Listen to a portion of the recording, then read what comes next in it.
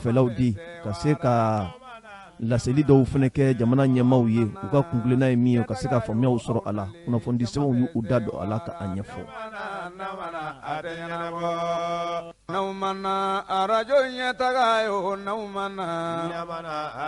Lamɛnbaaw ninnu de ye denkubaru fanba ye bi min bɛna labɛn ka lase aw ma aw denkɛ ni aw badenkɛ Ibrahim Jawara nɛgɛ karafe o bɛ fulakɛ wɛrɛ t'a bolo Amza Sidibe aw bisimila. Ko n'aw mana arajo ɲɛtaga la n'aw mana ko n'aw mana jama bɛɛ sigilen don n'aw mana ko n'aw mana lamɛnbaa jama sigilen bɛ n'aw mana. An lamɛnbaaw aw bisimila. Kunnafoni min b'an bolo bi sɔgɔmada in na o tɛ kunnafoni duman ye. Adamadenw bɔra an dabama yɔrɔ an bɛɛ bɛ segin ka taa ale Allah subhanahu wa ta'ala de yɔrɔ min ye Général Boubacar Baba Jara ye. Ala ye a ka kalifa minɛ a la. Boubacar Baba Jara ale yɛrɛ tun ye maa ye maa min ni purisilaka don wa maa dɔw fana min ye an ka dolancikow ye ale kɛra o ɲɛmaaw ye n'o b'a fɔ fédération ɲɛma. Ɛrɛ la ka fɔ ka kɛɲɛ ni kununko ye bana kuntagala surun senfɛ Ala ye a ka kalifa minɛ a la min ye dolancilaw ye min ye dolanci karamɔgɔw ye min ye dolanci kanubaw ye olu kɔni caman kɛmɛ bi k'u ka sangafoliw ta ka ɲɛsin ni ma kofɔlen a yɛrɛ ka denbayaw ma ani a yɛrɛ ma. Général Boubacar Baba Jara Ala y'a ka kalifa minɛ a la ka si to san 60 ani san 8. An yɛrɛ fɛnɛ bɛ an ka dugawu fara o kan ka ɲini an dabama fɛ Ala ka hinɛ la Ala ka yafa k'a ma a ye fili minnu kɛ maa si tɛ min dafalen don Ala ka olu jurumu yafa a ye ka ɲini a jɛɲɔgɔnw fɛnɛ fɛ bɛɛ lajɛlen ka yafa a ma sabu Baba Jara an bɛ se k'a fɔ an ka maa ɲɛnamaba don an ka maa sɛbɛ don baaraɲɔgɔnya hukumu kɔnɔna na. Kunnafoni an ye a sɔrɔ sɛbɛn min kɔnɔ u k'a ma ko l'indépendant. N'aw mana arajo ɲɛtaga yo n'aw mana ko n'aw mana ɲɛta jama ko don n'aw mana. An lamɛnbaaw kunnafoni sɛbɛn Nouvel Horizon a ye a yira k'a fɔ Mali minisiri min bɛ ni a sigilen bɛ ka ɲɛsin Mali ani jamana wɛrɛ cɛ koɲa ɲɛnabɔw ma a ye wulikajɔ kɛ k'i kunda Irisi jamana kan. Irisi faba min yɛrɛ bɛ n'u b'a wele k'a fɔ Moscou a ye wulikajɔ kɛ ka taa se yen fan fɛ ka kɛɲɛ ni jamana yɛrɛ ka fanganatɛmɛ fanga bɛ taabolo min na bi a taara ka taa dantigɛliw kɛ yen nɔ. Kunnafoni sɛbɛn Nouvel Horizon a ye a yira k'a fɔ min ye Abdoulaye Diop ye a ye perepelatigɛ dɔw di ka yira k'a fɔ min ye Mali yɛrɛ faamaw ye bi wulikajɔ kelen don u nɔfɛ u ka fɛɛrɛ ni dabali bɛɛ lajɛlen tigɛ février kalo tile 27 natɔ san 2022 min ye kalata baaraw ye olu nun ka don ale kɔni nana a ye k'a fɔ siga kɔni t'a la o bɛ sɔn ka kɛ gɛlɛyaba ye ka da jamana yɛrɛ lahalaw kan. Kunnafoni sɛbɛn Nouvel Horizon a ye a yira k'a fɔ ka kɛɲɛ ni jamana 14 bɔɲɔgɔnko ye an yɛrɛ dafɛ duguw la olu kɔni ka wulikajɔw fanga ka bon bi Mali jamana kan kosɛbɛ ka laɲini kɛ min ye kalata baaraw olu nun ka se ka don fanganatɛmɛ fanga a ka fanga di maa ma maa min ni jamana kɔnɔdenw ka sugandili bɛnna o ma. Ni kumaw sama sabalen bɛ bi Mali kɔkan ani Mali yɛrɛ kɔnɔna na. Kunnafoni sɛbɛn Nouvel Horizon ye a yira k'a fɔ o de hukumu kɔnɔ sa min ye ministre Abdoulaye Diop a ka taama na ka kɛɲɛ kununko ye Irusikaw fɛ Irusi faba yɛrɛ ni o ye Moscou ye a ye kumaɲɔgɔn dɔw kɛ u ni kunnafonidilaw ni ɲɔgɔn cɛ la k'a yira k'a fɔ siga kɔni t'a la min ye ŋaniya ɲuman ye o bɛ Mali faamaw kɔni yɔrɔ bi ka se ka kalataw baaraw kɔni sigi sen kan mais n'i ye jateminɛ kɛ a bɛ komi lakanabaliya o ɲɔɲɔlen bɛ bi Mali yɛrɛ kɔnɔ kosɛbɛ o bɛ sɔn ka kɛ gɛlɛyaba ye bi Mali yɛrɛ kalatakow la. A ye dantigɛli kɛ a y'a yira k'a fɔ ni ale ye Irisikaw fɛ nin waati in na o tɛ ko dɔgɔma ye wala o tɛ ko barilen ye sabu Mali ni Irisi cɛ a bɛ waati jan bɔ baaraɲɔgɔnya u ni ɲɔgɔn cɛ la o de kumu kɔnɔ tuma dɔ la Mali maa bɛ se k'a fɔ a jɛɲɔgɔn sɛbɛ de ye Irisi ye wa ale ka nin wulikajɔ in a bɛ bila minɛ min kɔnɔ o de ye k'a fɔ baaraɲɔgɔnya minnu bɛ Mali ni Irisi ɲɔgɔn cɛ la a ka se ka yakubaya tuguni min ye lakana nasiraw ye min ye yakubayali nasira ani sɔrɔ nasiraw ye min ye jago nasiraw ye ale kɔni fɛ bi nin bɛɛ kan ka yakubaya Mali ni Irisi ni ɲɔgɔn cɛ la wa a ka dantigɛliw senfɛ a y'a yira k'a fɔ siga kɔni t'a la Mali bɛ yɔrɔ min na bi a mago bɛ baaraɲɔgɔnyaw na a mago bɛ jɛɲɔgɔnw na a ma jɛɲɔgɔn bɔ jɛɲɔgɔn la jɛɲɔgɔn fɛn fɛn bɛ bi k'i bɛ se ka Mali kanu bɔ a ka gɛlɛya kɔnɔna na Mali bɛ baaraɲɔgɔnya kɛ i ni o tigilamɔgɔ ni ɲɔgɔn cɛ jango kɛrɛnkɛrɛnnenya la Mali ka fanganatɛmɛ fanga min bɛ bi ni o kɛn bɛ gɛlɛya ye o bɛ se ka ɲɛ sɔrɔ cogoya min na o bɛ kɛ wajibi ye Mali faamaw fɛ u ka se ka baaraɲɔgɔnya kɛ u ni bɛɛ ni ɲɔgɔn cɛ la kunnafoni sɛbɛn Nouvelle Horizon a ye a yira k'a fɔ Abdoulaye Diop a ka dantigɛliw kɔni nana sinsin fɛn min kan o de ye k'a fɔ Mali ni Irisi cɛ kabini Mali yɛrɛ ye a ka yɛrɛma hɔrɔnyaw ta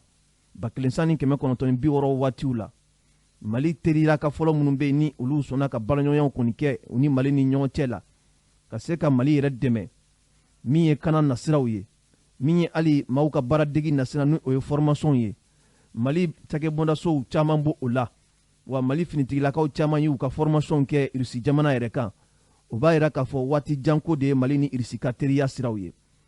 kunnafoni sɛbɛn l'Indépendant kunnafoni sɛbɛn Nouvelle Horizon hali bi a ka dantigɛliw la a ye a yira k'a fɔ min ye ale ka nin nali ye siga kɔni t'a la Mali bɛ gɛri min kɔnɔ bi o ye gɛri ye gɛri min ni banbanci tigilamɔgɔw maa t'u lakodɔn yɛrɛ kosɛbɛ Mali ka dugukolo fan caman minɛnen bɛ Mali la bi wa Mali mago bɛ kɛlɛkɛminɛnw caman na ka se ka a yɛrɛ dɛmɛ ka se k'a ka dugukolow lakana ka se ka lakana sabati jamana kɔnɔdenw olu sigiyɔrɔw la wa u bɛ min kɔni fɔ n'a b'o perepelatigɛw kɛ Mali fanga ɲɛmaw wali Mali finitigilakaw olu de bɛ kɛ Mali ka lakana a tigilamɔgɔw ka se ka a sabati Mali fantan a naani bɛɛ lajɛlen na o de ye Mali ka hakilina ye hali n'a sɔrɔla k'a fɔ Mali dɛmɛbaaw bɛ yen wa a ka dantigɛli la a ye a yira k'a fɔ ale tɛ n'i da dɔn Mali ani Faransi ni ɲɔgɔn cɛ la kuma minnu bɛ yen sabu Mali terilaka de ye Faransi ye ale ka nali a tɛ boli o hukumu kɔnɔ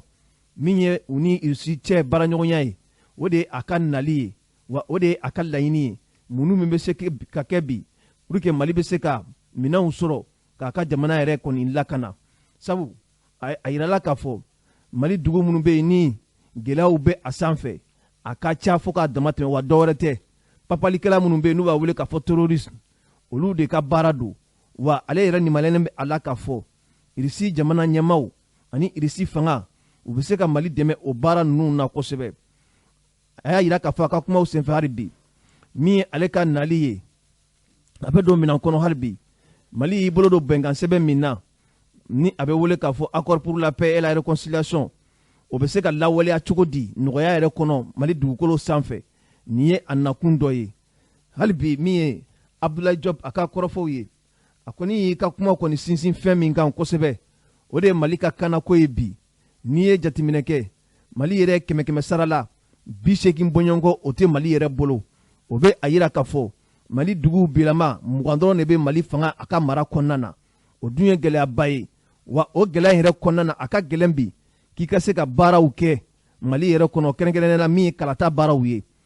wa olu ka nin a wulikajɔ in laɲini de don cogo jumɛn na Mali bɛ se k'a ka dugukolo fantan naani bɛɛ lajɛlen sago ka a ka tigiya minɛ Mali baarakɛlaw bɛ se ka taa sigi ni a bɛ fɔ administration ka taa Mali fantan a naani bɛɛ lajɛlen na cogoya min na Mali dugudenw u bɛ se k'u ka baaraw kɛ nɔgɔya ani keleyaw kɔnɔ cogoya min na o de ye ale ka nali a laɲiniba ye kunnafoni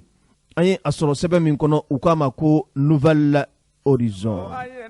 tiɲɛ k'a fɔ jama ye n'aw ka na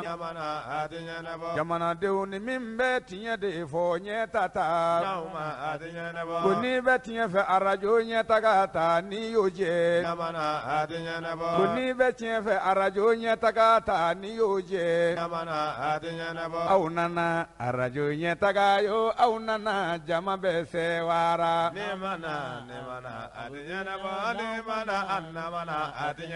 aw nana arajo ɲɛtaga nana aw nalen jama bɛ sɛwara. lamɛnbaaw kunnafoni sɛbɛn l'indépendant a ye a yira k'a fɔ min ye minisiri ɲɛmaa ye dɔgɔtɔrɔ Sokɛli Kokala Mayiga kunun ko ani an ka laadamaw diinɛmaw u ye ɲɔgɔn ye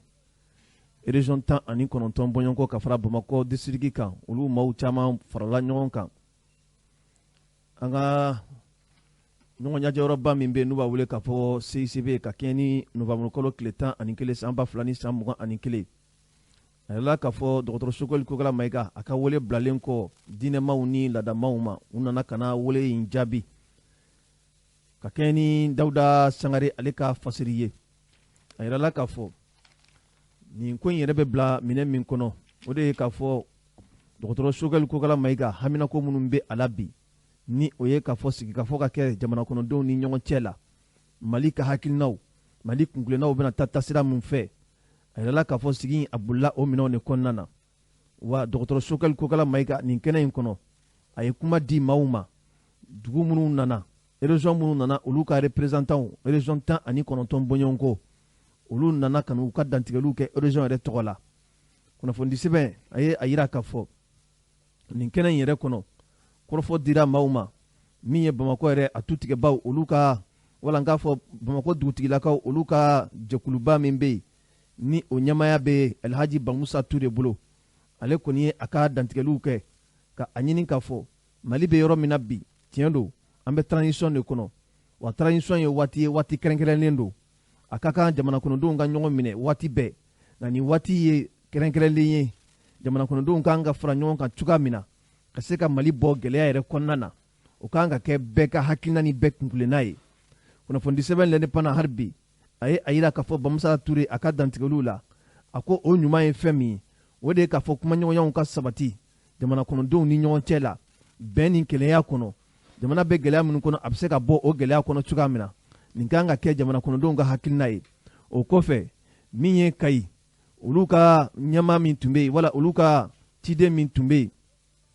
Kayi yɛrɛ tɔgɔ la ni o ye Boubacar Baba Janvier Garba ye Garba Traoré ale kɔni ye a ka dantigɛliw kɛ k'a yira k'a fɔ u ka dɛmɛ a bɛ transition fanga ɲɛmaaw kɔni kan siga kɔni t'a la fiyewu wa min ye Sokɛli Kokala Mayiga ye u bɛ dɛmɛ ta ka ɲɛsin a ma olu yɛrɛ Kayikaw ka hakilina na transition kuntagala a ka sama ka taa se fo san 5 bɔɲɔgɔnko ma o san 5 bɛ daminɛ janvier kalo nata san 2022 fo ka taa bila san 5 la nin ye olu Kayikaw olu ka hakilina de ye o kɔfɛ min ye Kulikorokaw olu ka kumalasela min tun bɛ yen ni o ye Ibrahim Jara ye Kulikoro yɛrɛ tɔgɔra ale ye a ka foli ta ka ɲɛsin min ye fanganatɛmɛ fanga a ɲɛmaa ani minisiri ɲɛmaa n'o ye dɔgɔtɔrɔ Sokɛli Kokala Mayiga ye ka u fo k'u barikada wa a ye a yira k'a fɔ ale bɛna kuma minnu tɔgɔ la olu ka hakilina de ye nin ye ka a ɲini jamana faamaw fɛ olu kɔni bɛ transition dɛmɛ u t'a dɛmɛ Asimi Goyita kama u t'a dɛmɛ Sokɛli Kokala Mayiga kama cogo si la nka u b'a dɛmɛ cogoya de la cogoya min fanganatɛmɛ fanga bɛ ka min yira jamana kɔnɔdenw na ni o ye ka kɛlɛw kɛ bi ka ɲɛsin yuruguyurugu yuruya ŋanamu min kɛlɛ min bɛ ka wuli bi o ye fɛn ye fɛn min ye olu nisɔndiya wa olu ka dɛmɛ a bɛ don o minɛn de kɔnɔna na wa u bɛ min kɔni fɔ transition yɛrɛ kɔni kɔnɔna na wa siga kɔni t'a la hali ni transition dɔ bɛ se ka fara a kundama kan cogoya jumɛn na a bɛ se ka ɲɛ maliyɛnw bolo o ye olu ka hakilina ye ale yɛrɛ kɔfɛ min ye ka fɔ Sikasokaw olu ka ciden min tun bɛ yen ni o ye Elhaji Seku Sidi Jawara ye ale yɛrɛ fana ye foli ta ka ɲɛsin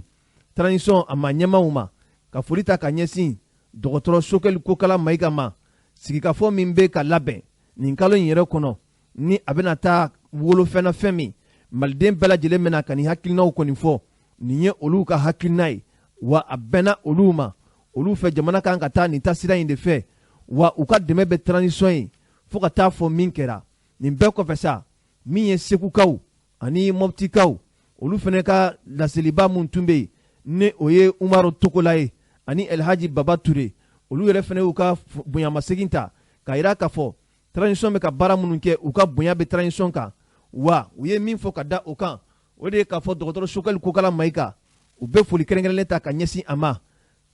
ka da kan a ye kuma minnu fɔ diɲɛ seleke naani tɔnba ka kɛnɛ kan n'o ye Nations Unies ka kɛnɛ min sigira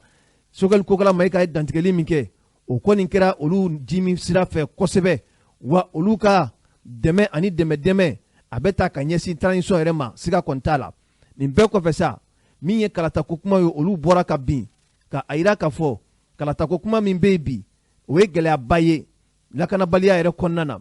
Gawokaw olu ka nɔrɔbilaw tun bɛ yen Tɔnbɔkutukaw ka nɔrɔbilaw tun bɛ yen Kidal Tawudeni Menaka Douanza Bandiakara Nara San bakurubaya kelen la olu ka dantigɛlibaw olu ye kɔrɔfɔw kɔni ta olu ko k'u tɛ se k'a faamu cogoya si la olu bɛ ka balo cogo min na n'o ye lakanabaliya nasira ye ni maa sɔrɔla jamana kɔnɔ minnu bɛ ka kalatako kumaw de fɔ ka o guwan transition fangaw kɔni na o kɔni ye gɛlɛyaba ye bi wa olu t'o hakilina na n'u ma ya kalataw bɛ kɛ u ka kalata kɛ Bamakɔ a ka kɛ Bamakɔ président ye olu b'o faamuya mais sanga ani waati bɛɛ lajɛlen na n'a yɛrɛ la k'a fɔ bandiw de bɛ wuli olu ka sigidugu ninnu na ka taa bin mɔgɔw kan k'u bɔnɛ u nin na wa minnu bɛ yen bi n'u bɛ ka kɛlɛ kɛ ni alisilamɛya yɛrɛ tɔgɔ ye olu fana bɛ ka taa wuli ka taa bin mɔgɔw kan ka maaw ka balo jeni ka maaw ka du jeni ka maaw bɔnɛ u nin na sanga ani waati bɛɛ lajɛlen na nin ye gɛlɛyaba ye wa olu da tɛna don kalatako kuma yɛrɛ la cogoya si la nka u bɛ min ni transition fanga ɲɛmaw fɛ u k'u cɛsiri cogo bɛɛ lajɛlen na lakanabaliya min bɛ yen bi jamana cɛmancɛ yan fan fɛ jamana kɔrɔnfɛ yan fan fɛ u ka se ka fu siri a la wa u b'a ɲini jamana marabolo ɲɛmaa fɛ a ka fɛɛrɛ ni dabali bɛɛ lajɛlen tigɛ min ye administration ye ne ye fanga ka baarakɛlaw ye olu ka se ka sigi fanga jamana fantan a naani bɛɛ lajɛlen na kunnafoni an ye a sɔrɔ sɛbɛn min kɔnɔ u k'a ma ko l'indépendant radio tɛ kuma bi n'aw ma na ne ko ka n'a ka tiɲɛ fɔ malidenw ye an lamɛnbaaw nin dantigɛli in bɛɛ lajɛlen kɔfɛ min ye minisiri ɲɛmaa ye dɔgɔtɔrɔ Sukali Kokala Mayiga ale yɛrɛ fana ye kuma ta a ye min fɔ ka kumakɛla ninnu jaabi an ka jɛ ka dɔɔni lamɛn o la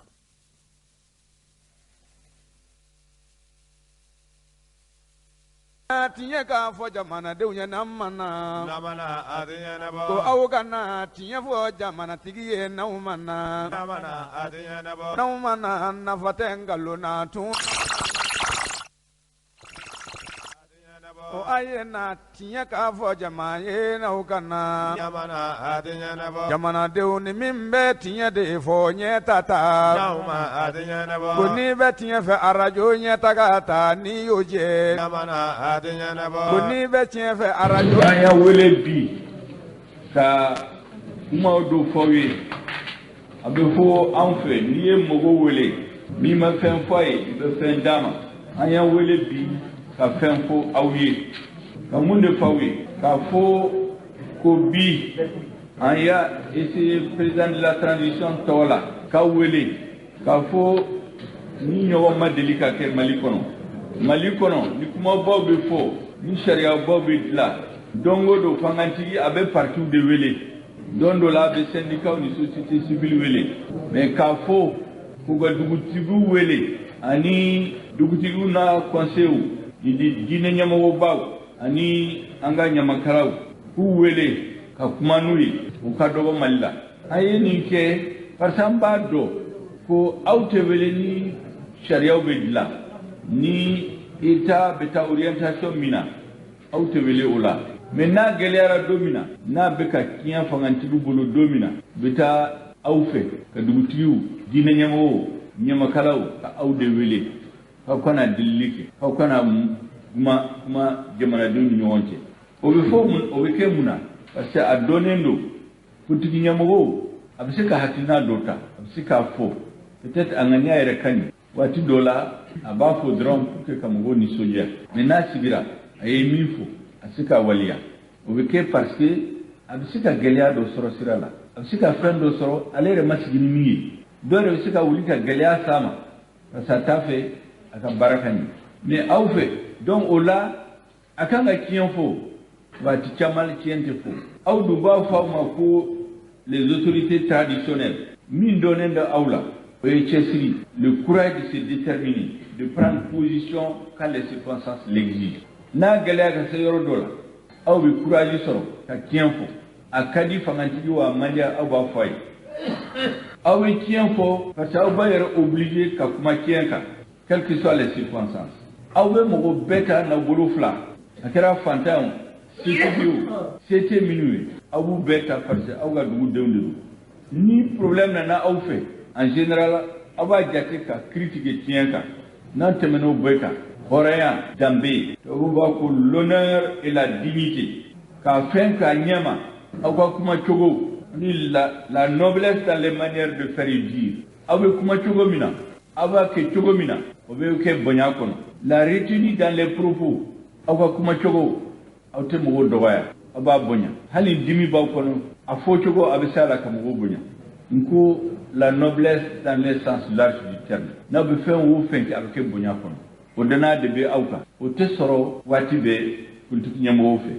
mo fo ka politique nyamo la gauche parce que ne fana yo okele o doye yo fo pour que ka tiende sigi ka tien fo parce que bi jamana sera yoromina jamana sikadla na masigi ko na masigi dugu fe na masigi dina nyamo fe na masigi nyama kala ka kuma partout beteme fanga o beteme mais au be place là président jolo timi malla ma chaman baw aw cela président chaman temena premier chaman temena mais aw be place law akele won ke na galya bolo aw buli ka taw fe anga ke todi ay nan dem ay na kuma jamana don fe to ay décision min ta président la transition ani gouvernement be ka fo yana ka siyoro dola amba fe ka mali kura de dla adlali ka na damnene onga wele anga hakina fawi anga deme nan benaka na wi doawu kai sabi mbesigi abesigi kanyi cette fois-ci odi kama dobe ka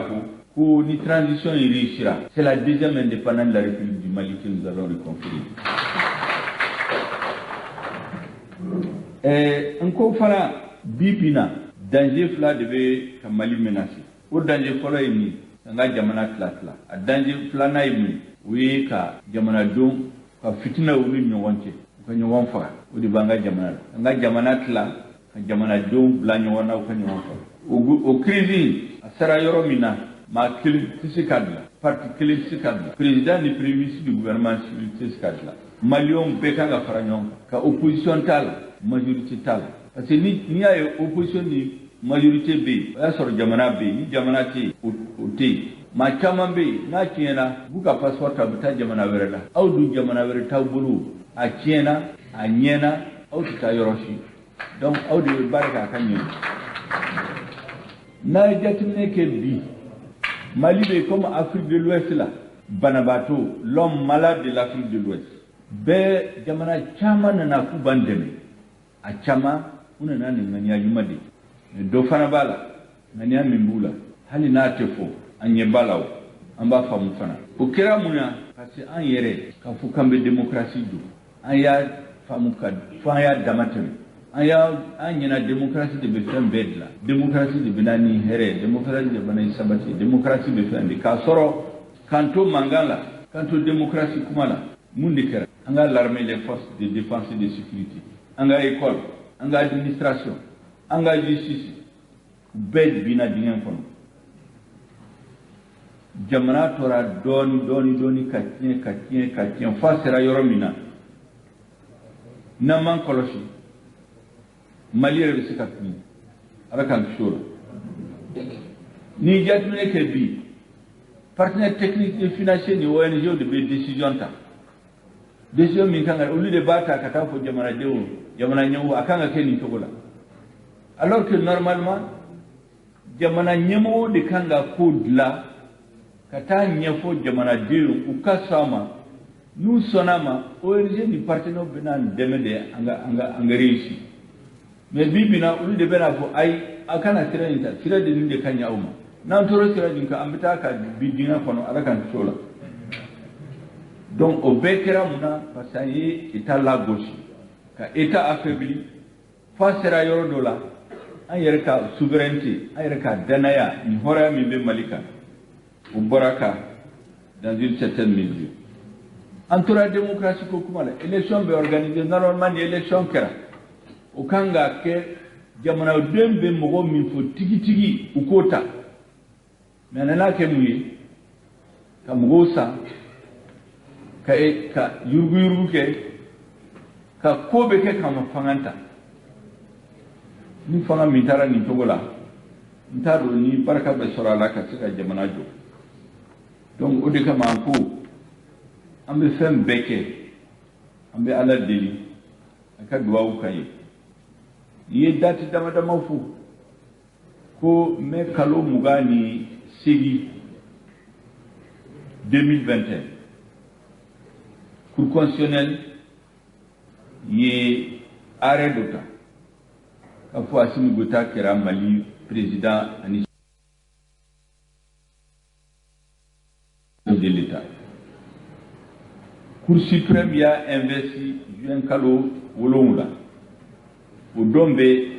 ayeni ke prémisse ayaka danaka anye gouvernement civil le 11 juin le 16 juin ayaka discours folo kala ka fo gouvernement kale ba fait transition ke tugomina kanga to hakila ambe transition de amana ka me fangala anana parce que baraba de bambulo barafla